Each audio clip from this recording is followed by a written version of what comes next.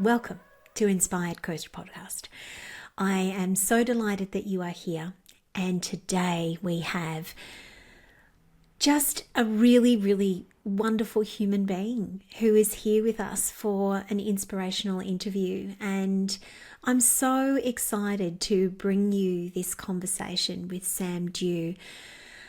It is all about self-disclosure and how much of ourselves as a coach is best, appropriate, and right, if you want to put it that way, for us to share with our clients, and also in further extending the conversation on social media as well. And so let me tell you a little bit about Sam, this wonderful human being, and a bit more about what we're going to be talking about today.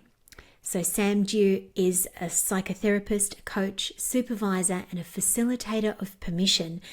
And she's also a passionate advocate for being radically compassionate and kind to yourself. Sam has degrees and qualifications in social work, cognitive behavioural therapy, family therapy, gestalt therapy, and decades of experience as a practising therapist, supervisor, and coach. And so you really could be learning from no one better today about this topic of how much should we share about ourselves as a coach. And so in this episode ahead, Sam is going to be talking about the role that self-disclosure can positively play in the coach and client relationship, her own journey with self-disclosure as both a therapist and a coach, why we need to be incredibly intentional and mindful when it comes to self-disclosure. We talk about things such as ethics, boundaries, social media when it comes to sharing and talking about ourselves, and also how to do this thing of talking about ourselves and self-disclosure about ourselves in a way that helps our clients to feel good. Because ultimately, in the end, that's what it's all about, isn't it? This is not about us, it's about our clients. Enjoy this inspirational interview with Sam on self-disclosure ahead. Sam Dew, welcome to Inspired Coach Podcast. I'm so excited to have you on as our guest today. Thanks for having me, Julie. I'm so excited as well. Sam, you are an absolutely brilliant and long-serving psychotherapist and incredible coach as well. And we are here today to talk about the topic, the art, the messiness, the brilliance, the wonder of self-disclosure as a coach, and exactly what that means and how we can use it to better serve our clients. I couldn't think of anybody more wonderful to have this conversation with than you, because I know this is an area of your practice that is deeply important to you. And so I'd just like to begin today by asking you, within the coaching client relationship, what actually is self-disclosure? Yeah, so obviously with coaching and with therapy as well, we always want the client to be at the center of the session and the conversation. But so it shouldn't be, the coach or the therapist talking a lot about themselves. But self-disclosure is when a coach or a therapist very intentionally, very mindfully, very purposefully discloses part of their story, part of their experience in a way that can be really helpful and really powerful for the client.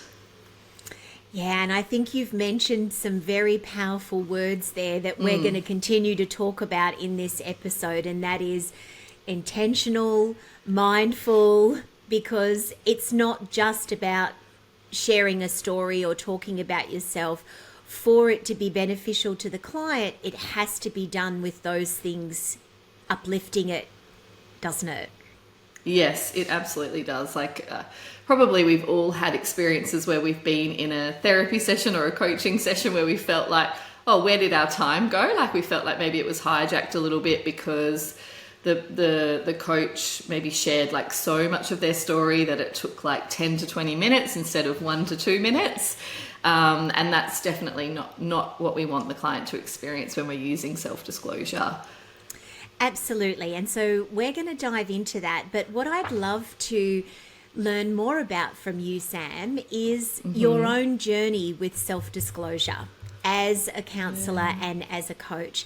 Tell us a little bit more about that and why this has become such an important topic for you to want to really share with others more. Yeah, well, it's funny because I've always been a pretty open person, but I started off as a social worker and I was a very young social worker. And so I thought, oh no, I'd better not tell my clients anything about me, you know, and it's that typical kind of vision of like the therapist or the social worker who just like doesn't share anything about themselves, like they're a blank slate. I don't really think that way of practicing exists very much anymore. Like I think that things have changed and I've definitely changed. But what I noticed was that my clients had such a desire to just know a little bit about me. You know, like I remember meeting an adolescent in the Children's Cancer Centre, and I was going to be doing some work with them around their emotions and the journey they were going on. And after I'd kind of talked about how the counselling and social work service worked, and I said, do you have any questions for me? They were like, oh, do you have any brothers and sisters? And there was just like this real desire to see me as a human and to know something little about me. And so I really started to soften into actually, I guess, becoming the really relatable, authentic therapist that I am today. But yeah, always still very mindful and boundaried around what I was sharing. Then I went more into coaching, and again, of course, it shifted because coaching, there are different boundaries and there are different goals with coaching. And I had a few experiences that I feel like self-disclosure from a therapist and then from a coach, like, was really life-changing for me. Like, it really hit me. It was really profound, and it just felt like this beautiful gift where my coach was sharing her humanity and I was feeling less alone. And it was just so powerful. So I'm really now on board the self-disclosure train, I guess. But I do think it's something that needs to be done with a lot of skill and intention and awareness. It's not just a matter of, hey, I'm a coach now, so I can just talk about myself whenever I want to, and that's going to benefit my client, because I don't think that's true at all. No, I don't think that's true at all either. And thank goodness we have you here for this inspirational interview today, because I know that as we move through our time together today, you're going to be able to share some really practical and wonderful ways of how people can go about this, how coaches can go about this, no matter how inexperienced or experienced they might be. For the betterment of their clients, because essentially that's what this is all about. Self-disclosure is really, the irony of it is, it's really not about us, is it?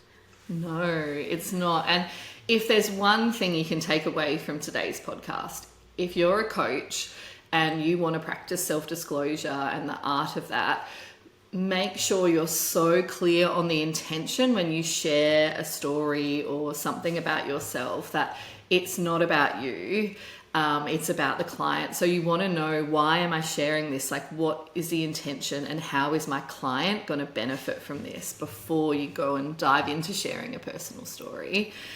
And like, it's not, that sounds really simple, but it's actually sometimes not, because we need to be so self-aware of where we are at with our journey with those things.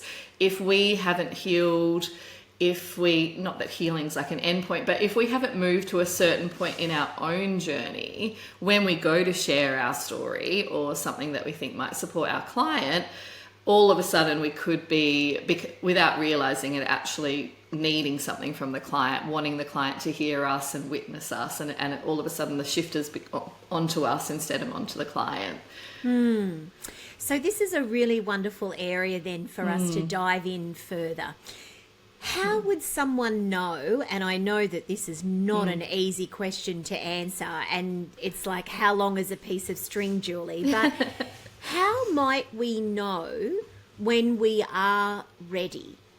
That if a situation arose with a client where it was appropriate for us to self-disclose a particular story or journey or experience that we've had in life that we feel might support and assist the client, how would someone as the coach know that it was time, that it was appropriate for them to share? And when might we know that it's not time and we're not ready? Yeah. Well, I think ideally, if it's something that you want to self-disclose that was quite big and quite challenging in your life, you will have had some support of your own around it so that you're not processing it in the session. So that might mean that you've had some coaching around it or some therapy around it, or that you've been really beautifully supported by friends and family, but you feel a sense of like completeness, I guess, that it's, like I am okay with what happened. I might still have some feelings about it, but I feel like I have been really supported around it. So I'm not going to bring it to a coaching client before I'm at that point. But also I think this is that whole, like, how long is a piece of string kind of concept, in that, for example, I experienced quite a challenging birth trauma with my first daughter. And I feel like mostly I've had a lot of therapy and a lot of support around that. But if I'm having a really emotional day or I'm really tender, I still might actually check in with myself in the morning before I begin with clients and realize, hey, today is not a day to share that. Because sometimes even when we've moved through things, we can just have days where the big feelings sneak up on us. So I think that's where the self-awareness, like being in touch with your body, being in touch with your heart, really knowing where you're at in the moment and in that day is also important.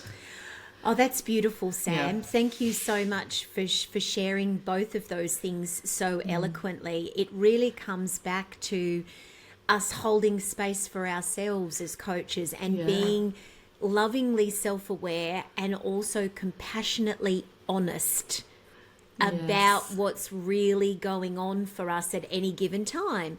Because you're right, just because we might feel strong and that it's appropriate and we're ready to talk about something one day does not mean that it might be another. And hey, isn't that just a reflection of real life anyway?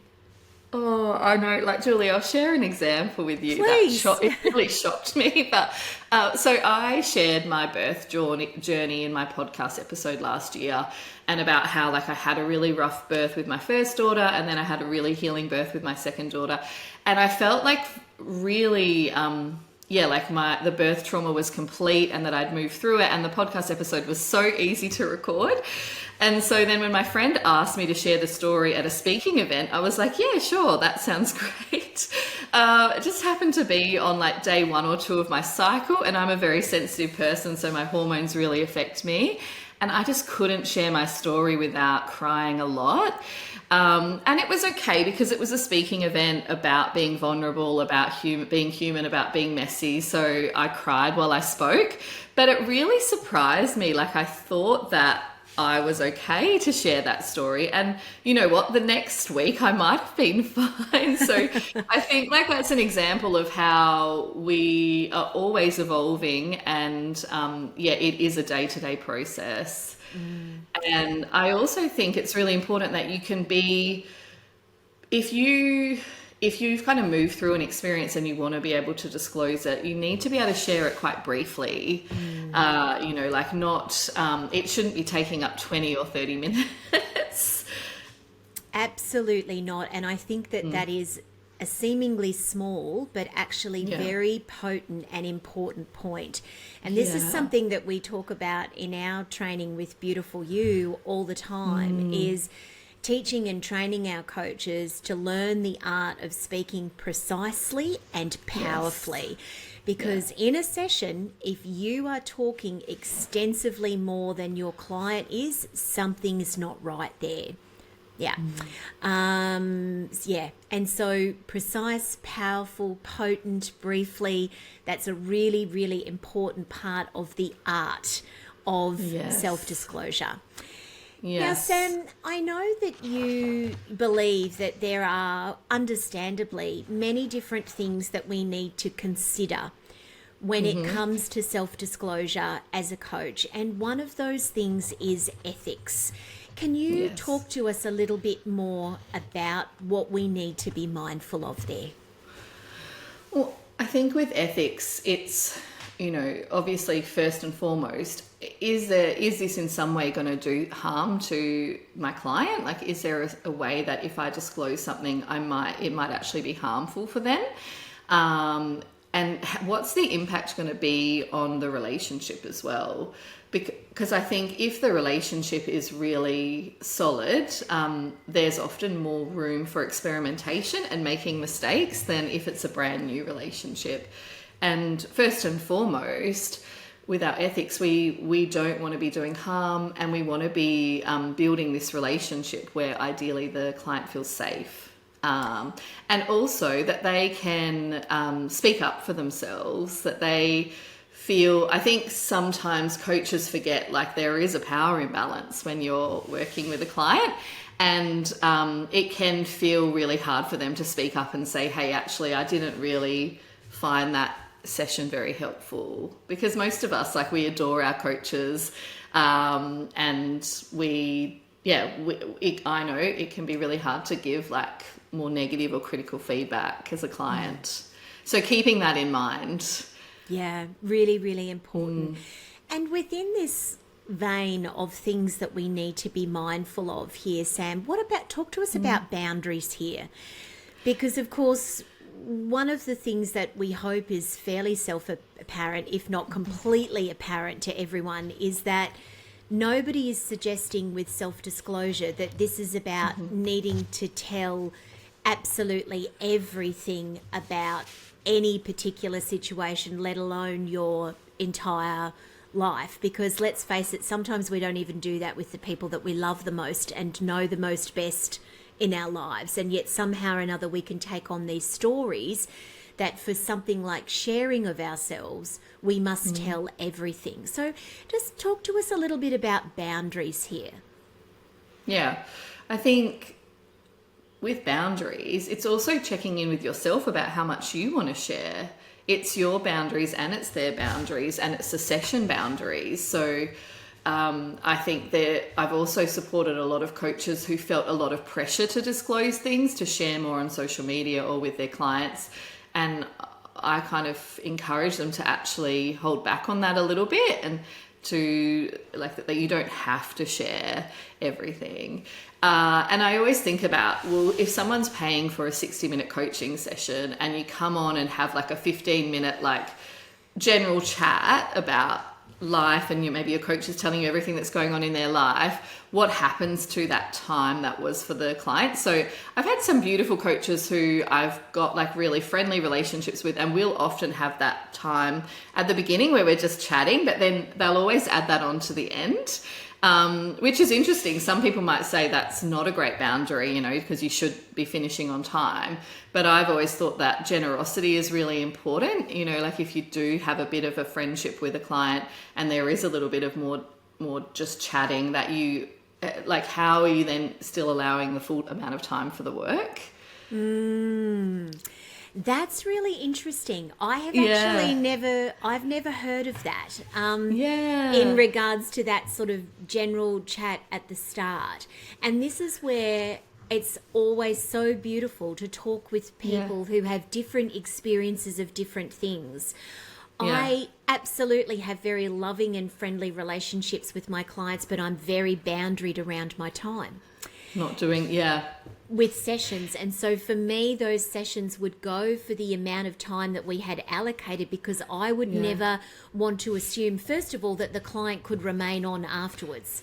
If they have to leave immediately, I don't know whether that's, that it potentially might happen. In saying that, I also happen to be someone that my clients can access me extensively between sessions. In between. And so because we do have that ongoing in-between contact, maybe I've kind of reached a point where those chats at the beginning aren't 100% necessary.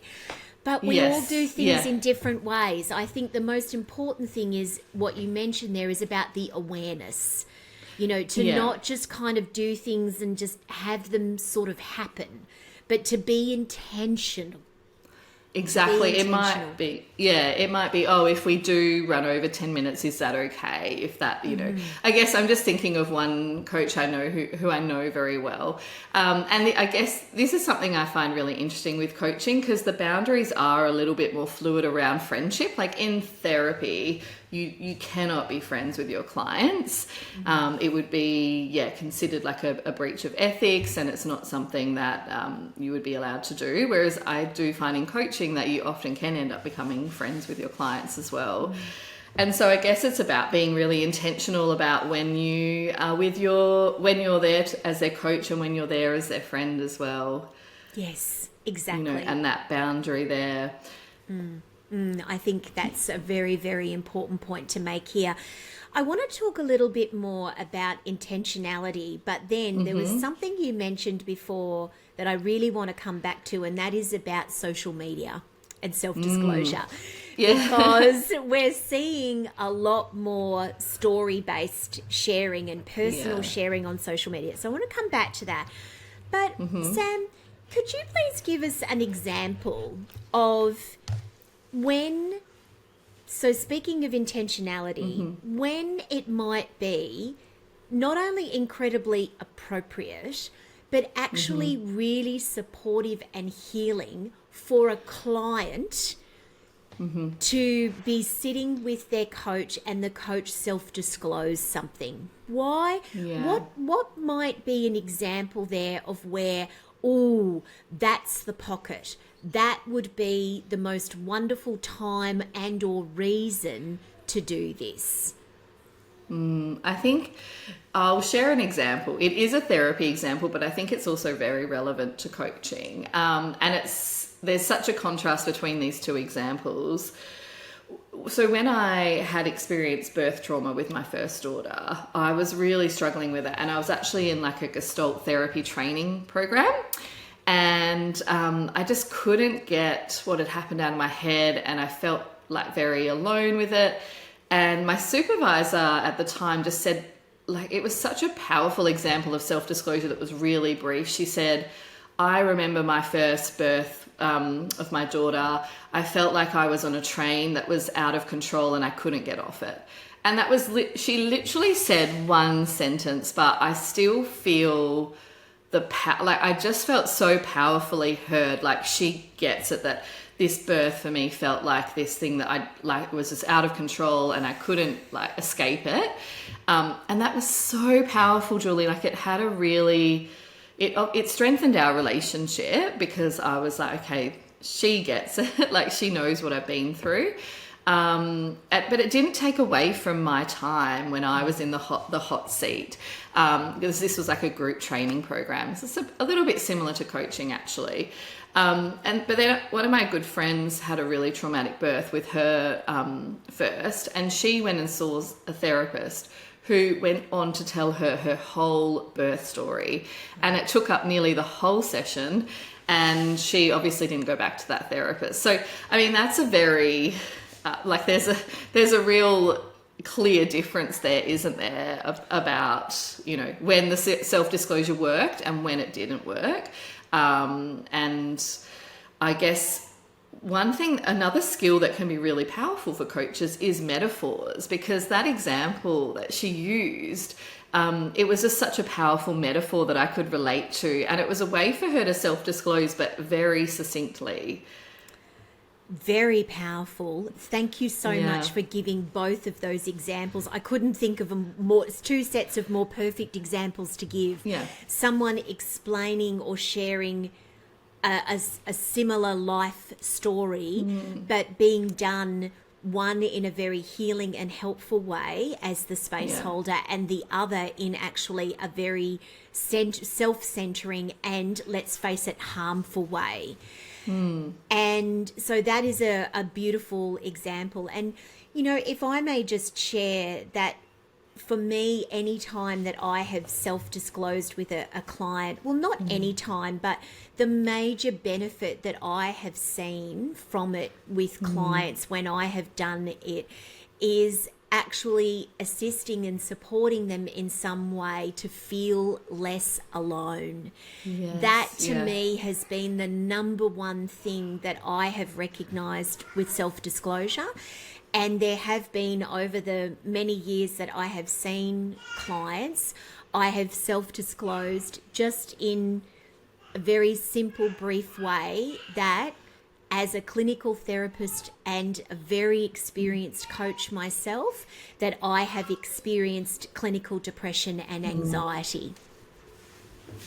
Just that one thing alone, that one, what felt like the first time I said it, vulnerable share, now feels like water off a duck's back, no big deal, has, I know, in many, many instances, supported my client to feel like they are more seen and more understood, and that there is less of a barrier between us that might be hard to break down. And I think, and again, it doesn't require an entire story. But there are many benefits to it, but that's certainly one that I've noticed. And you obviously, in that one sentence that supervisor shared with you, felt less alone and more seen and understood. Yeah. And I think there's something about the power balancing out as well a little bit. Like it can be really easy to put our coach or our therapist on a pedestal and think, well, they've always got their act together.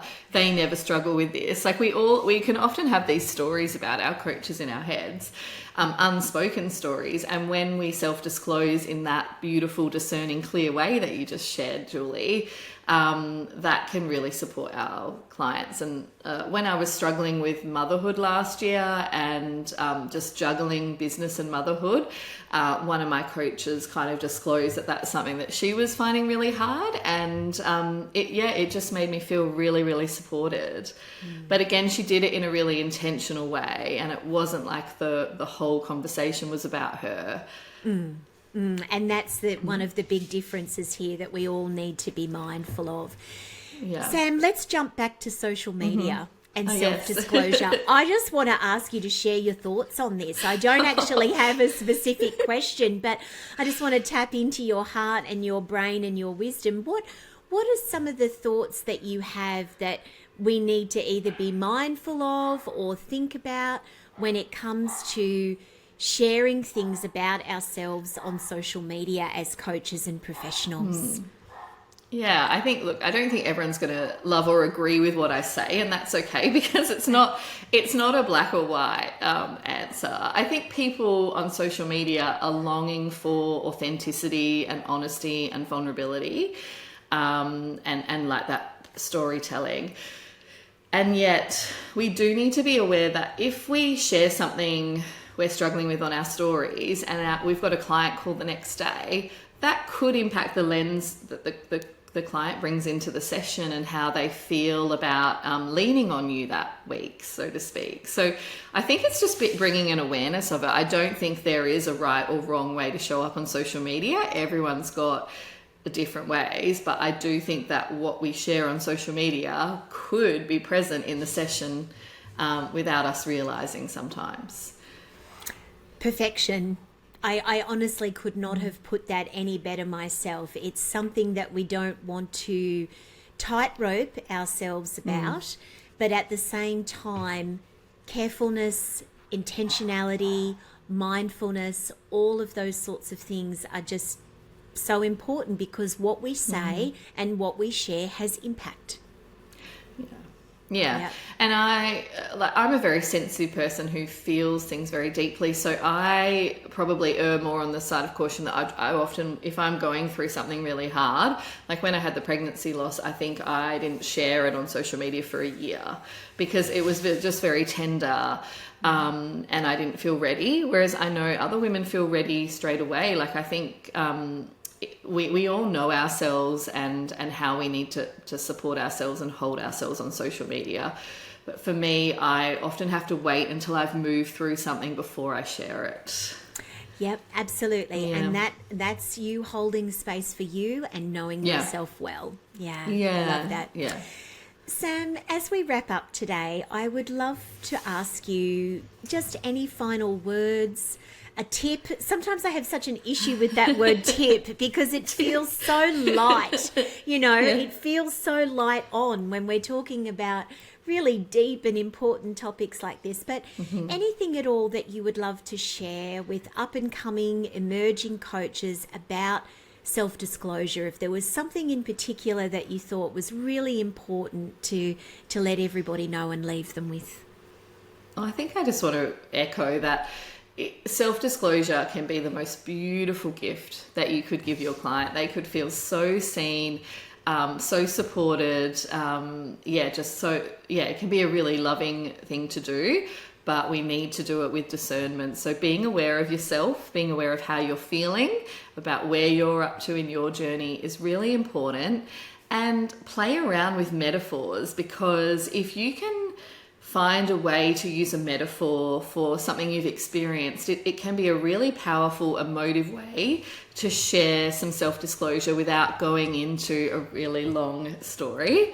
So I often say when I first became a mum, I felt like I was being dumped by waves. And when you get up from one wave and then the next wave hits you, that's what it felt like. And that's a really short, succinct way of saying, hey, I get it. Like when you become a mum, it can be really hard. So that's a metaphor I have that I can use. If you enjoy working with metaphors, it can really work beautifully with self-disclosure as well. I love that, and they certainly can. They really add a richness and a depth to storytelling and communication and sharing. Sam, thank you so much for being here with us today. This is such a wonderful topic that I don't think is necessarily spoken about enough, the power of it, but also the vital importance of understanding how we need to be careful and mindful and intentional with it as well. So thank you so much for being with us. Thank you. Thanks for having me. Everyone, if you would like to learn more about Sam's wonderful work, please go to the podcast section of our website. Sam has an incredibly beautiful podcast. I'm sure you have picked up and realised from listening to her today that she's very intentional and sacred and beautiful in the way that she communicates. So not only is she a fantastic psychotherapist and coach, and she does wonderful online programs, but her podcast is also a really beautiful one to tap into for your own personal growth and healing and development. Sam is the sort of person that helps space holders become better space holders.